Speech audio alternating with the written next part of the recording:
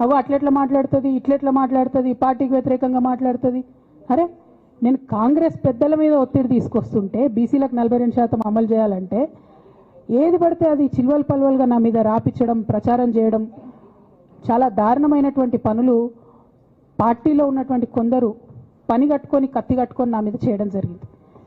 అట్లానే నేను ఒక మాట ఏమన్నా, సామాజిక తెలంగాణ సాధన కోసం నేను కట్టుబడి ఉన్నా అన్న. దానిలో తప్పేముంది? అసలు నాకు జన్మనిచ్చినటువంటి నా తండ్రి, ఈ ప్రాణాన్ని భిక్షగా ఇచ్చినటువంటి నా తండ్రి, ఆయన చిటికెన వేలు పట్టుకొని నేను ఓనమాలు నేర్చుకున్న ఉద్యమాలు ఎట్లా చేయాలని, ఆయన చిటికెల వేలు పట్టుకొని ప్రజలంటే ఏంది, ప్రజా సమస్యలు అంటే ఏంది, ఎందుకోసం దాని మీద గలమెత్తాలని చెప్పి నేను నేర్చుకున్నా. ఆ నాయకుడి స్ఫూర్తిగానే నేను సామాజిక తెలంగాణ మాట్లాడినా. భారతదేశం మొత్తంలో ఇన్ని రాష్ట్రాల్లో ముఖ్యమంత్రులు అయితే 75 ఏళ్ళ స్వతంత్ర భారతదేశం, 79 ఏళ్ళు స్వతంత్ర భారతదేశంలో దళితులకి 3 ఎకరాల భూమి ఇస్తా అని చెప్పినటువంటి ఏకైక గొప్ప నాయకుడు కేసీఆర్ గారు. ఆయన దగ్గర నుంచే కదా నేను సామాజిక తెలంగాణ ఎజెండా నేర్చుకున్నది.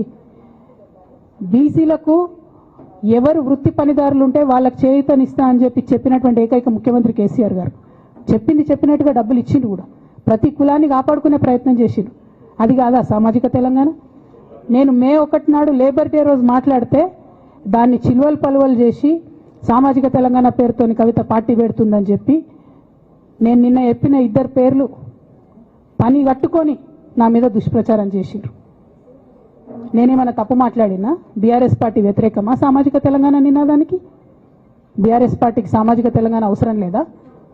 భౌగోళిక తెలంగాణ వస్తే సరిపోతుందా? బంగారు తెలంగాణ కావాలని కేసీఆర్ గారు ఇచ్చిన నినాదమే కదా. బంగారు తెలంగాణ అంటే ఏంది? హరీష్ రావు ఇంట్లో బంగారం ఉంటే, సంతోష్ రావు ఇంట్లో బంగారం ఉంటే బంగారు తెలంగాణ అవుతుందా? కాదు కదా. ప్రతి ఒక్క సమాజం బాగుంటేనే బంగారు తెలంగాణ అవుతుంది. నేను అదే కదా మాట్లాడినా. దానికి ఇష్టం వచ్చినట్టు నా మీద స్టోరీ లేపిస్తే నేను భవన్లో పోయి కూర్చొని బాజాప్తా, ఎక్కడో కాదు, బయట ప్రెస్ మీట్ పెట్టలేదు, ఏ ప్రెస్ క్లబ్లో పెట్టలేదు, డైరెక్ట్గా తెలంగాణ భవన్ నా ఆఫీస్ అండి, నా పార్టీ భవన్లో పోయి కూర్చొని నేనేం చెప్పినా, నా మీద కుట్రలు జరుగుతున్నది, నా మీద విషప్రచారం జరుగుతున్నది అని చెప్పిన. నేను రామన్నను బుజ్జగించి గడ్డం పట్టుకొని అడుగుతా ఉన్నా, అన్న నీ చెల్లెని, ఒక మహిళా ఎమ్మెల్సీని మన పార్టీ ఆఫీస్లో కూర్చొని నా మీద కుట్రలు జరుగుతున్నాయని నేనంటే మీరు వర్కింగ్ ప్రెసిడెంట్గా ఉన్నారన్నా, ఫోన్ చేయరా అన్న నాకు? ఏమైంది బేటా, ఎందుకు బాధపడుతున్నావు అని ఫోన్ చేయరా? ఇది ఎప్పుడు జరిగిన ఇన్సిడెంటు? లేక లీక్ కాకముందు, నేను నా కొడుకు గ్రాడ్యుయేషన్కి అమెరికా పోకముందు, అంతకుముందే. మరి మీరు వర్కింగ్ ప్రెసిడెంట్ కదన్నా, నేను పార్టీ ఎమ్మెల్సీని కదా. చెల్లెలు అన్న బంధుత్వాలు పక్కన పెడదాం ఒక్క నిమిషం. ప్రొఫెషనల్ సెటప్లో ఒక పొలిటికల్ పార్టీలో ఒక మహిళా ఎమ్మెల్సీ భవన్లో కూర్చొని నా మీద కుట్రలు జరుగుతున్నాయంటే మీరు మాట్లాడినరా అన్న? 103 రోజులు అయిపోయిందన్న ఇయ్యాలటికి, ఒక్క మాట మాట్లాడినరా? కేసీఆర్ గారు దగ్గర నుంచి కమ్యూనికేషన్ రావాలని నేను ఎక్స్పెక్ట్ చేయలే. వారు పెద్దవారు, వారికి అనేకమైన పనులు ఉంటాయి. మొత్తం పార్టీని ఇప్పుడు పునర్నిర్మించుకోవాల్సిన అవసరం ఉంది. తెలంగాణకు జరుగుతున్నటువంటి అన్యాయాన్ని వారు ఎప్పటికప్పుడు దిశానిర్దేశం చేయాల్సిన అవసరం ఉంది. కానీ వర్కింగ్ ప్రెసిడెంట్ గారి దగ్గర నుంచి ఫోన్ రాకపోవడం మాత్రం ఒక మాట అనిపించింది నాకు. నేను కేసీఆర్ గారి బిడ్డను, నేను కూర్చొని ప్రెస్ మీట్ పెడితేనే రెస్పాన్స్ రాలేదంటే మరి ఇంకో మామూలు మహిళా కార్యకర్తకు బీఆర్ఎస్ పార్టీలో మన అన్యాయం జరిగితే రెస్పాన్స్ వస్తుందా? నాకైతే అనిపించలేదు. వస్తుందేమో నాకు తెలియదు. కానీ నేను ఒక మాటకు నాకు సంతోషం అనిపించింది. నాకు నోటీస్ రాగానే అక్కడ మహిళా ఎమ్మెల్సీలు కూర్చొని, మహిళలందరినీ కూర్చొని, ఫస్ట్ టైం అనుకుంటా భవన్లో 5 మహిళలు కూర్చొని ఇండిపెండెంట్గా ప్రెస్ మీట్ మాట్లాడింది. చాలా సంతోషం. ఇటువంటి అంతర్గత ప్రజాస్వామ్యం రావాలనే నేను కోరుకున్నా. మహిళలకు, ఎస్సీలకు, ఎస్టీలకు, బహుజనులకు కోటరీల అడ్డంకులు లేకుండా యాక్సెస్ రావాలి. అది మైక్కి యాక్సెస్ రావాలి, బాస్కి యాక్సెస్ రావాలనే నేను అనుకున్నా. అది జరిగింది, చాలా సంతోషం. దాన్ని సస్పెండ్ చేసినాక అయినా పర్లేదు, కానీ జరిగింది. నిన్న మహిళలందరూ కూర్చొని మాట్లాడి నేనేమంటున్నా అంటే, కేసీఆర్ గారు, కేటీఆర్ గారు, నేను, మా కుటుంబం, మాది రక్త సంబంధం. పదవులు పోతేనో, పార్టీలకు వెళ్ళి సస్పెండ్ చేస్తేనో పోయేటటువంటి బంధం కాదు. కానీ ఎవరైతే వెస్టెడ్ ఇంట్రెస్ట్ ఉన్న పార్టీలు ఉంటారో, పార్టీలో ఉండి కేవలం డబ్బు సంపాదించుకోవాలనేటటువంటి ఒక ఆలోచనతో, వ్యక్తిగత లబ్ధి పొందాలనేటటువంటి ఆలోచనతో ఉన్నటువంటి వ్యక్తులు, వాళ్ళకి కావాల్సింది ఏంది? మేము ముగ్గురం కలిసి ఉండొద్దు, మా కుటుంబం బాగుండొద్దు, మా కుటుంబం విచ్ఛిన్నమైతేనే వాళ్ళకి అధికారం వస్తుంది. దాంట్లో భాగంగా ఇవాళ మొదటి స్టెప్పు నన్ను బయటేసిరు పార్టీలోకి వెళ్ళి. అది ఇక్కడితో ఆగదు. నేను గౌరవనీయులు పెద్దలు దైవ సమానులు కేసీఆర్ గారిని విజ్ఞప్తి చేస్తా ఉన్నా, మీకు ఒక సూచన చేస్తా ఉన్నా. దయచేసి మీ చుట్టూ ఏం జరుగుతున్నదో ఒకసారి చూసుకోండి నాన్న. నన్ను ఇవాళ బయటకు పంపొచ్చు, నేను మీలాగా స్ట్రేట్ ఫార్వర్డ్ ఉంటా, నిజాలు మాట్లాడతా. నేను ఉద్యమం నేపథ్యం నుండి వచ్చిన కాబట్టి నాగ్గా ఉన్నది లేనట్టుగా లేనిది ఉన్నట్టుగా మోసం చేయాలని చెప్పో ఇంకోటి చేయాలని చెప్పో మాట్లాడను. స్ట్రేట్ ఫార్వర్డ్ ఇష్యూస్ మాట్లాడతా కాబట్టి నన్ను ఇలా బలి చేసిండ్రు, పర్వాలే.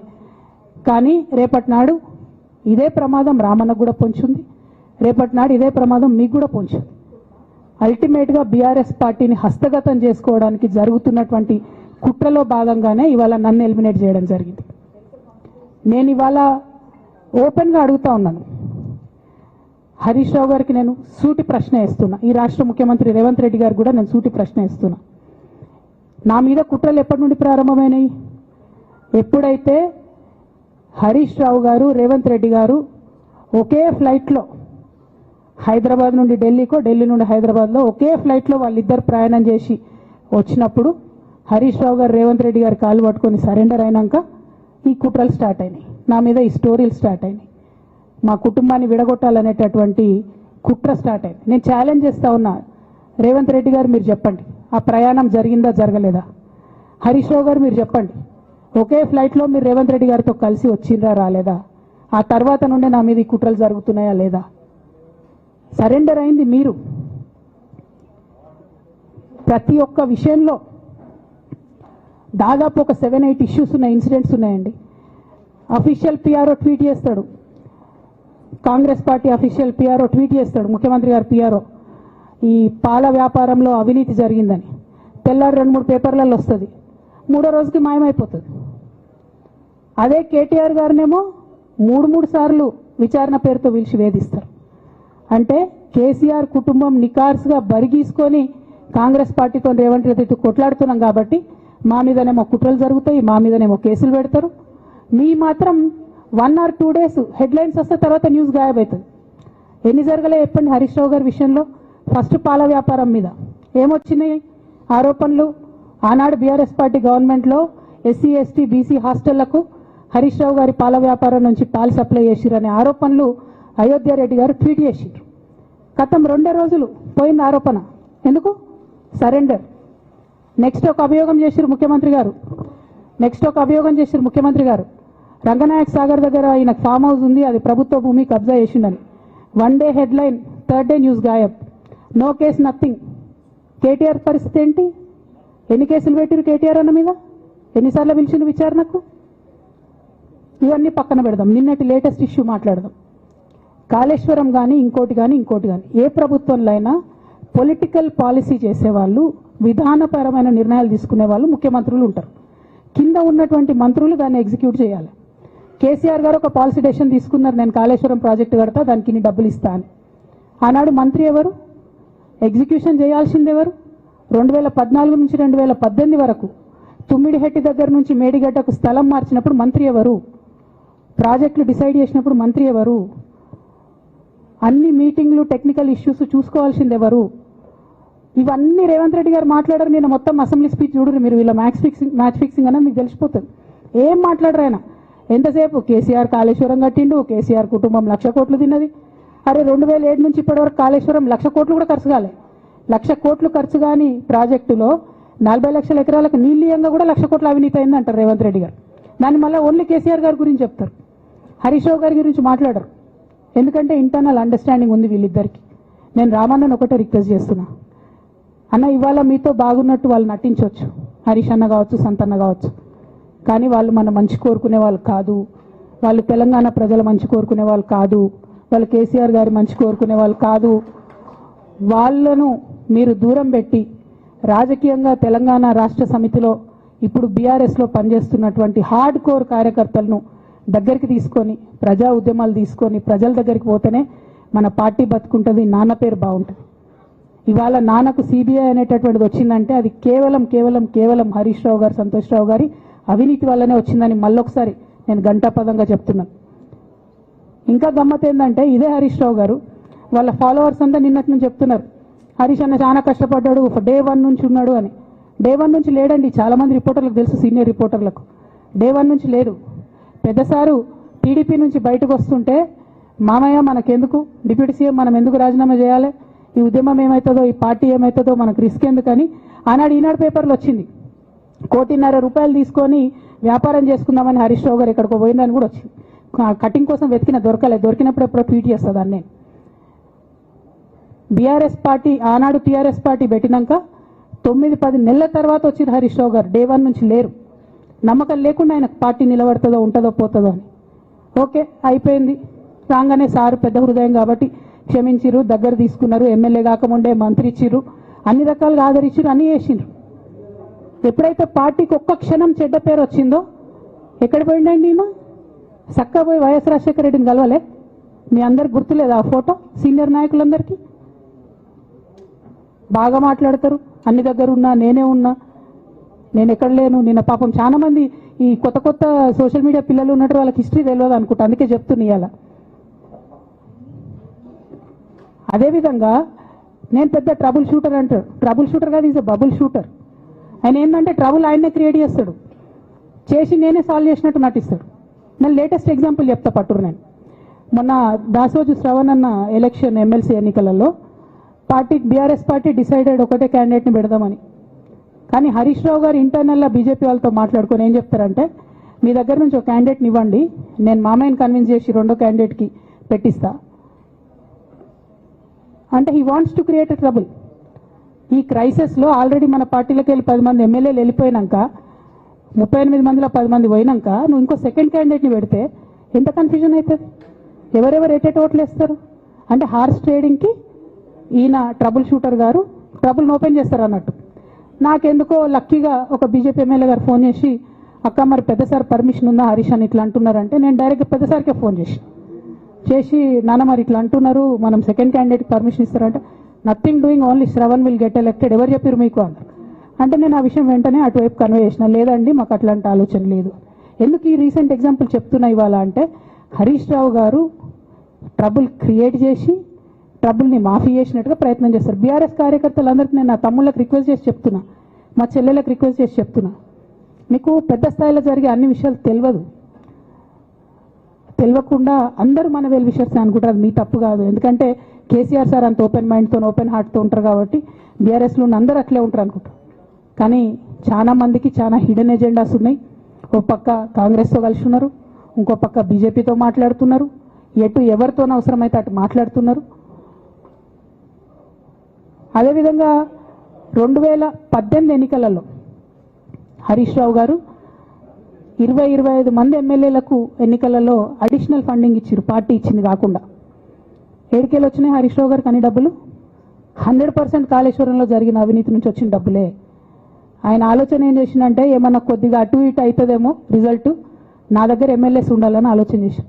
నీకు అసలు అట్లాంటి ఆలోచన ఎందుకు వచ్చింది? నేను కట్టప్పలాంటోని కేసీఆర్ గారి దగ్గర ఉండేటోని అంటావు కదా, నీకేం అవసరం వచ్చింది ఎమ్మెల్యేస్కి సపరేట్గా ఫండింగ్ ఇవ్వడానికి? ఎవరికి తెలియదు అనుకుంటారా? ఇవి ఎవరు చెప్పారు అనుకుంటారా? ప్రతి ఒక్కరు చెప్తారు ఎమ్మెల్యేస్ ఓపెన్, నా పేర్లు కూడా తెలుసు, చెప్తే బాగుండదు, ఎమ్మెల్యేలు ఇబ్బంది పడతారు. నేను అనేది ఏంటంటే, 2009లో రామన్న సిరిసిల్ల ఎలక్షన్లో మా బంధువుకు సంబంధించిన వ్యక్తులతోని 60 లక్షల రూపాయలు పంపిన హరీష్ రావు గారు రామన్నను ఓడగొట్టడానికి. నిన్నగాక మొన్న ఒక వీడియో మీరు కూడా చూసి, ఒంటేరు ప్రతాప్ రెడ్డి గారిది, మీ మామయ్యను ఓడగొట్టమని ఎంతంటే అంత డబ్బులు ఇస్తా అని చెప్పిర్రని. ఓ పక్క కేసీఆర్ గారిని ఓడగొట్టాలి, ఓ పక్క కేటీఆర్ గారిని ఓడగొట్టాలి, నిజామాబాద్లో నా ఎంపీ సెగ్మెంట్లో అందరు ఎమ్మెల్యేలను మేనేజ్ చేయాలి, అందరిని మన కేసీఆర్ కుటుంబాన్ని ఓడగొట్టాలి, విచ్ఛిన్నం చేయాలి. కానీ కేసీఆర్ గారి పేరుతో వచ్చేటటువంటి బెనిఫిట్స్ మాత్రం అన్నీ కావాలి. మరి ఇటువంటి వారిని నా రిక్వెస్ట్ కేసీఆర్ గారితో, కేటీఆర్ గారితో, వారిని మీ పక్కన పెట్టుకొని నిజం మాట్లాడే నన్ను బయటకు పంపితే మరి పార్టీ బాగుంటుందా? దయచేసి ఆలోచన చేసుకోండి. నేనేమంటున్నా రామన్న మిమ్మల్ని అంటే, నా మీద మీకు కోపం ఉండొచ్చు, నా మీద ఏముందో ఎవరేం చెప్పారో నాకు తెలియదు.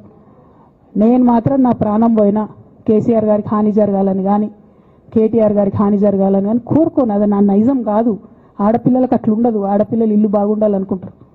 నా మనసుకి ఎంత గాయమైతే, నాకు ఎన్ని అవమానాలు అయితే నాకెంత ఇన్సల్ట్ అయితే, నా మీద ఎన్ని కుట్రలు జరిగితే నేను ఇట్లా మాట్లాడుతున్నది నా బాధ, ఇది నా ఆవేదన. నాన్న చూస్తలేరేంది వీళ్ళనన్నది ఆవేదన, చూసుకుంటా క్షమిస్తారేంది ఇంకెన్నిసార్లు క్షమిస్తారన్నది నా బాధ. అంతే తప్ప నాకేం కోపం ఉంటుంది? ఎందుకు కోపం ఉంటుంది? నాకెంత ఎన్ని జన్మల పుణ్యం ఉంటే కేసీఆర్ లాంటి తండ్రి దొరుకుతాడు? కోట్లలో ఒకరికి ఉండేటటువంటి తండ్రి నాకు దొరికిండు. ఆయన లేకపోతే నేనెవరు ప్రపంచానికి తెలుస్తుందా? నాకెందుకు అవసరం ఉంటుంది? నాకేం కోపం ఉంటుంది కేసీఆర్ గారి మీద? నాకు టీఆర్ఎస్ పార్టీ మీద ఎందుకు కోపం ఉంటుంది? నాకు 27 సంవత్సరాలు ఉన్నప్పుడు నేను నా కొడుకుని చిన్న పిల్లగాన్ని పసిగుడ్డుని ఎత్తుకొని ఇక్కడికి వస్తే ఆ రోజు నుంచి ఈ రోజు వరకు నేను రోడ్డు మీదనే ఉన్నా, ఉద్యమాలే చేస్తున్నా, పోరాటాలే చేస్తున్నా, తెలంగాణ ప్రజల కోసం పనిచేస్తున్నా. 2014 నుంచి అధికారంలో ఉన్నప్పుడు కూడా నా ఇంటి దర్వాజాలు ఎప్పుడు తెలిసే ఉన్నాయి. ఇక్కడున్న మీడియా మిత్రులందరికీ తెలుసు. అధికారంలో ఉన్నా లేకున్నా నేను ఇట్లనే ఉన్నా. అధికారంలో ఉన్నప్పుడు నన్ను ఏమి సాగనీయకుండా నన్ను ప్రతిపక్ష ఎమ్మెల్యేని చూసినట్టు, ప్రతిపక్ష ఎంపీని చూసినట్టు చూసినా నేను ఇట్లనే ఉన్నా, ఓపెన్ మైండ్తోనే ఉన్నా. నేను కోరేది ఒకటే, కేసీఆర్ గారి ఆరోగ్యాన్ని కాపాడండి రామన్న, పార్టీని కాపాడండి, పార్టీలో ఉన్న కార్యకర్తలను కాపాడండి, అందరూ బాగుండేలాగా ప్రజా సమస్యలు తీసుకోండి. నాకు అంతకుమించి కావాల్సింది ఏం లేదు.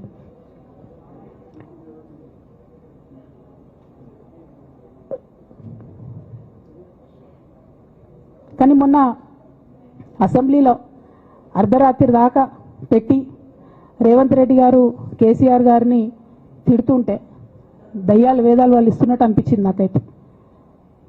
దానికి ఈయన హీరోలాగా ఎదుర్కొన్నాడు, ఈయన 6 అడుగుల బుల్లెట్ అని పార్టీ అంతా ట్వీట్ చేస్తే, మరి 6 అడుగుల బుల్లెట్ ఎవరికి గాయం చేస్తుంది? ఎండ్ ఆఫ్ ద డే ఇవాళ అయితే నన్ను గాయపరిచింది, రేపు రామన్నను గాయపరుస్తారో కేసీఆర్ని గాయపరుస్తారో. జాగ్రత్తగా ఉండండి రామన్న, నేను చెప్పేది ఏం లేదు. జాగ్రత్తగా ఉండండి, కేర్ఫుల్గా ఉండండి. ఎట్ ద సేమ్ టైం ఈ హరీష్ రావు గారి కారణంగా గమ్మత్ ఏముంటుందంటే, ఒకసారి హంపీకి పోతారు వీళ్ళందరూ, మీ అందరికీ తెలుసు ఆ స్టోరీ. హంపీకి పోయి పాటలు పాడుకుంటారు, మొత్తము చాలా మంది కలిసి కేసీఆర్ గారిని చాలా అవమానకరంగా మాట్లాడతారు, ఒక పార్టీని వెనుపోటు పడదామని డిజైన్ చేశారు. ఇదంతా వీరికి తెలుసు, హరీష్ రావు గారికి తెలుసు. నేను ఆ రోజు సాక్ష్యం ఉన్న హరీష్ అన్న వచ్చి లిటరల్లీ రామన్న చేతులు పట్టుకొని, అరే మామయ్యకి ఎప్పుడు సింక్ ఆర్ సేల్, నేను మామయ్యతోనే ఉంటా అని చెప్పి అక్కడ మాట్లాడుకున్న వాళ్ళందరినీ వెబసార్ దగ్గర అవుట్ చేసిండి. ఆ తర్వాత పర్యవసానంలో ఈటల రాజేంద్ర అన్న బయటికి వెళ్ళడం. ఈ మహానుభావుడు వల్ల జగ్గారెడ్డి దగ్గర నుంచి మొదలు పెడితే, చెరుకు శ్రీనివాసరెడ్డి ముత్యంరెడ్డి అన్న కొడుకు దగ్గర నుంచి మొదలు పెడితే, రఘునందన్ రావు గారు, మైనంపల్లి గారు, విజయశాంతి గారు, విజయరామారావు గారు, ఆయన పాత పెద్ద ఆయన ఉండే ఈటల రాజేందర్ గారు, వీళ్ళందరూ పార్టీలోకి వెళ్ళి పోయినారు కదా. పోలేదా? ఇవన్నీ హరీష్ అన్న చేసినాయి కదా. ఆనాడు దుబ్బాక ఉప ఎన్నిక ఎందుకు ఓడిపోయినాం?